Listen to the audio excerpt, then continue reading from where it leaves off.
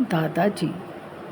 मासूम बच्चे ने मिट्टी का खिलौना देखकर माँ से जिद की। माँ ने सुनी अनसुनी कर हामी भर दी। बच्चे ने देखा, पल्लू पकड़कर माँ को खिलौने के पास ले गया। इशारा करने लगा वो एक आकृति की तरफ जहाँ एक आदमी खड़ा था, कुर्ता धोती और टोपी पहनकर। हाथ में छड़ी थी, गर्दन थोड़ी अकड़ी थी।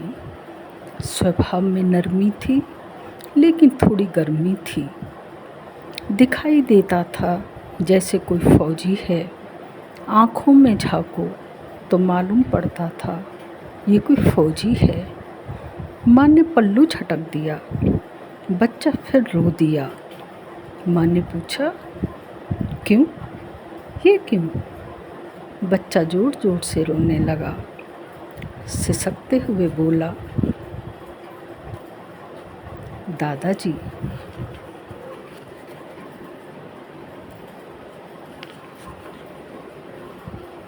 माँ अवाक रह गई। कुछ क्षण के लिए जमीन पर बैठ गई। सोचने लगी वो रात जब सबने छोड़ दिया था उसका साथ। एक बार मन में घृणा जागी, दूसरी बार ममता जागी। सोचने लगी, कैसे होंगे बाबूजी? चलूं, देखूं तो सही, क्या अब भी मूढ़े पे बैठे होंगे बाबूजी? एक झटके में उसने खिलौना लिया, बच्चे को थमा दिया। बच्चा खुशी से झूम उठा। दादाजी, दादाजी कहकर चूमने लगा। माँ ने टिकट कटाया। घर पहुँच दरवाज़ा खटखटाया। बच्चे ने आवाज़ लगाई, दादाजी, दादाजी। अचानक बूढ़े ने खोला दरवाज़ा। आंखें भर आईं। कलेजे से लगा लिया दिल के टुकड़े को।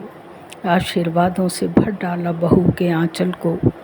बोले, तूने बहुत उपकार किया है, अब मरूंगा चैन से। शायद बेटा तुमने मुझे ये गौरव प्रदान किया है। शुभाशीष।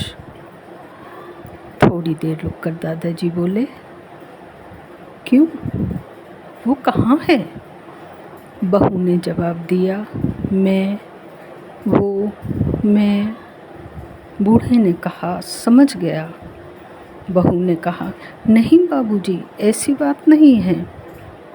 बूढ़े ने कहा, अच्छा, कहाँ रहते हो? बूढ़े ने दोनों को साथ लिया, चल दिया उस घर की ओर, थामे पोते का हाथ, जो अब उसका सपना था, जो उसका अपना था। Thank you. Pushpa Sharma. Like, share and subscribe.